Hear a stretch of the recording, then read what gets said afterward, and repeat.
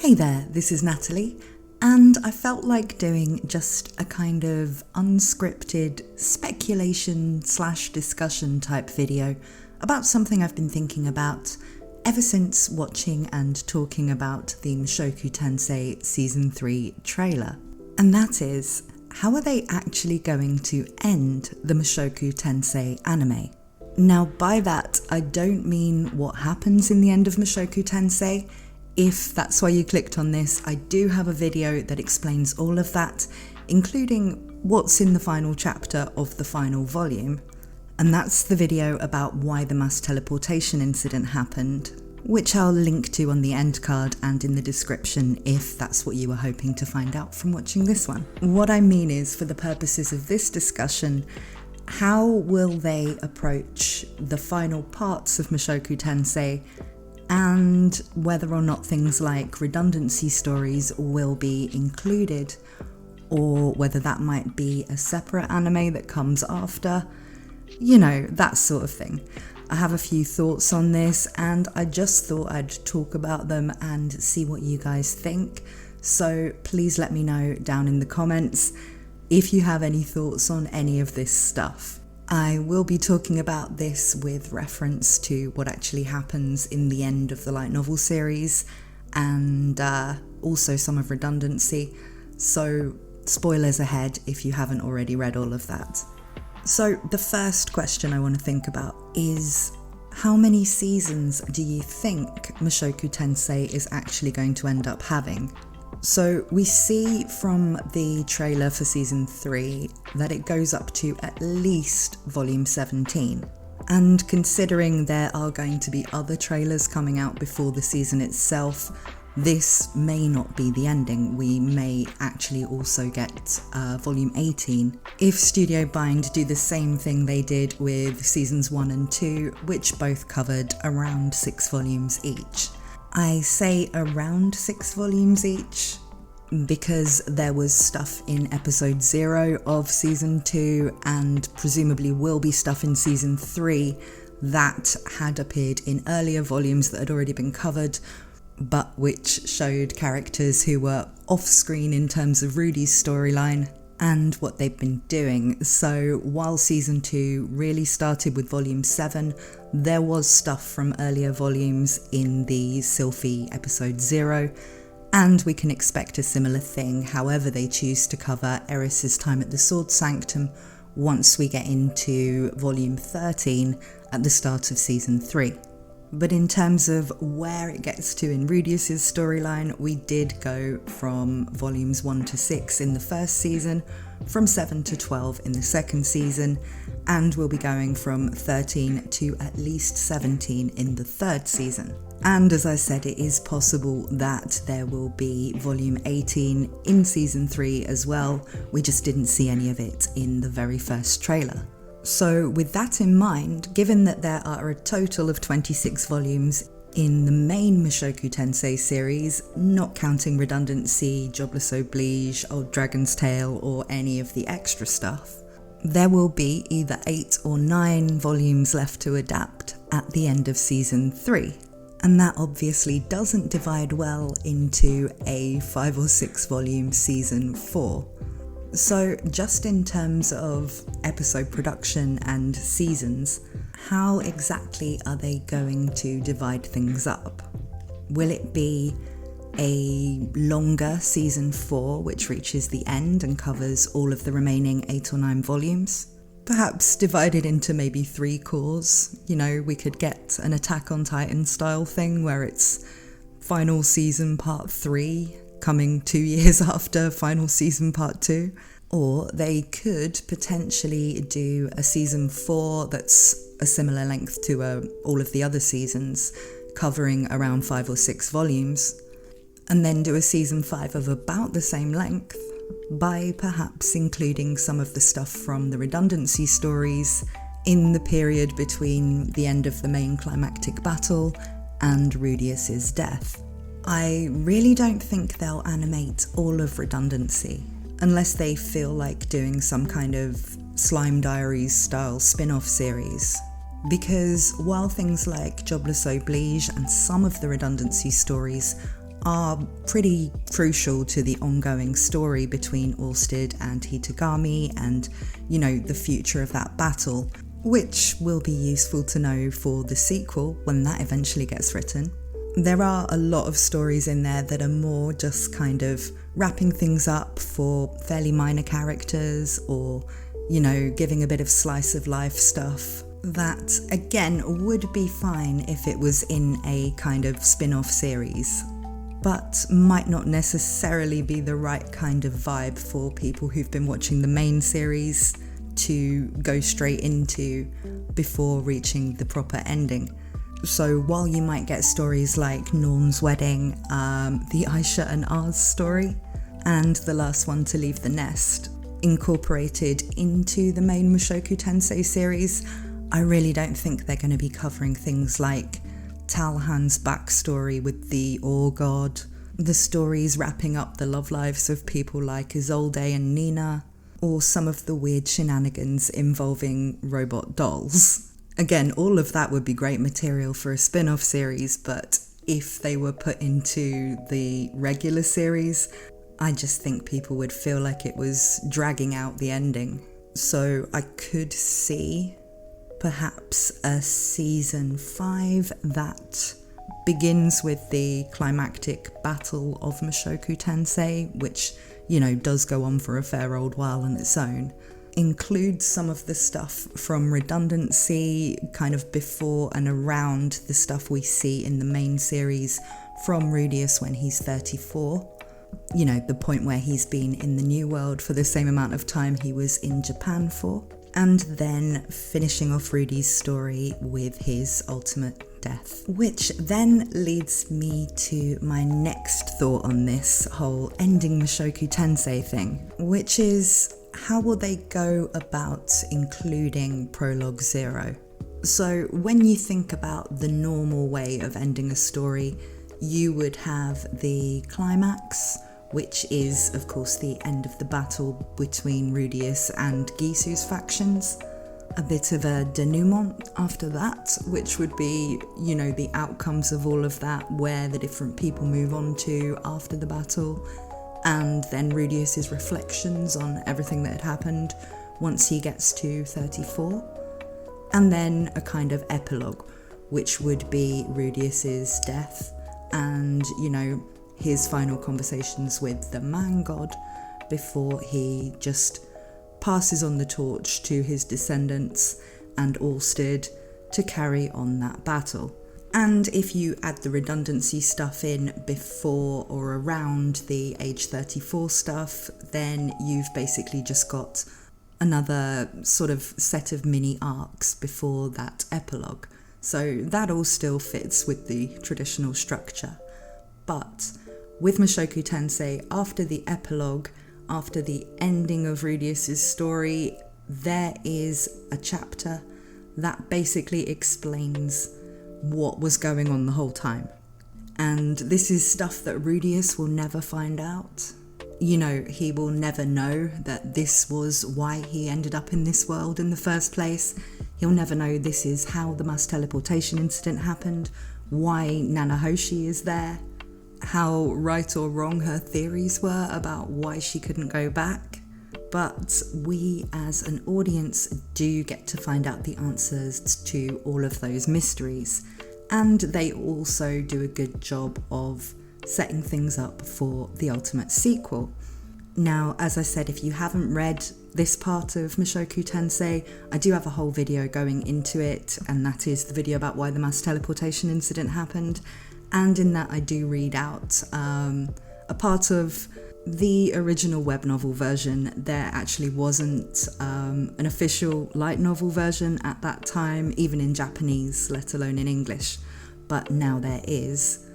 And, the crux of what's going on is the same, but obviously the words I'm reading out were from a fan translation of the web novel, so they will differ if you've read the English translation of volume 26 since that video was made.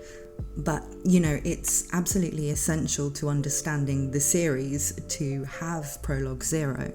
But where it's set after Rudius's death and it doesn't really involve any characters that we're already attached to from the main series. It is going to be a kind of weird vibe for the finale of the whole anime. I could see them, releasing it as the final episode of Mushoku Tensei, but perhaps numbering it in a special way. Like with Season 2, Episode 0, something like that, to indicate that it's kind of outside of the continuity that you've been watching. That continuity is over. This is Prologue Zero, Given it is really the prologue to the whole series, but it happens after Rudius's death, and you would need to have read all of Mushoku Tensei, or, watched the anime by the time it reaches that point, to understand why any of what's happening is relevant to anything. So a prologue that comes after the epilogue, but is still a prologue, I think just like Riffigin's thinking when he named the chapter that, they'll probably number it in a special way for the episode too, so that it's, distinct from the actual finale. I don't see them separating it in any other way, like making it an OVA or anything like that, or a movie. I don't think there's enough in it to warrant a movie, and OVAs tend to be more skippable, I guess, than this would actually be. So, where they're not aired on TV with the series, you would usually get them, as extras on the Blu-ray disc or something like that.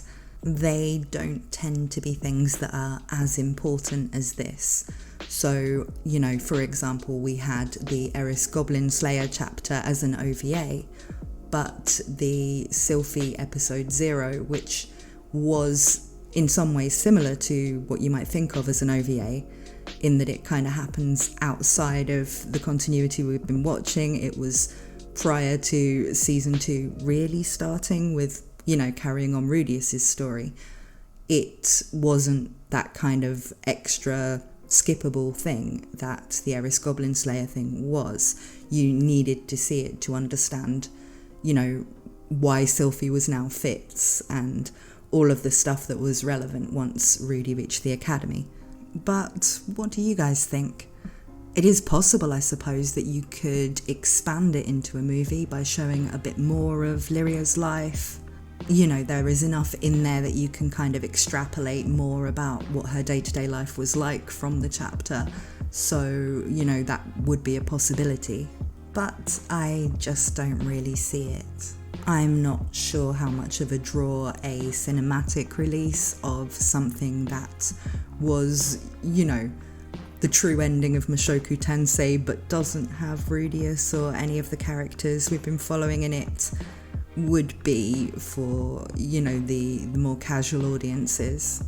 But then I don't really know that much about the economics of when they decide to do movie releases as animation studios and when they decide to do, scheduled television seasons.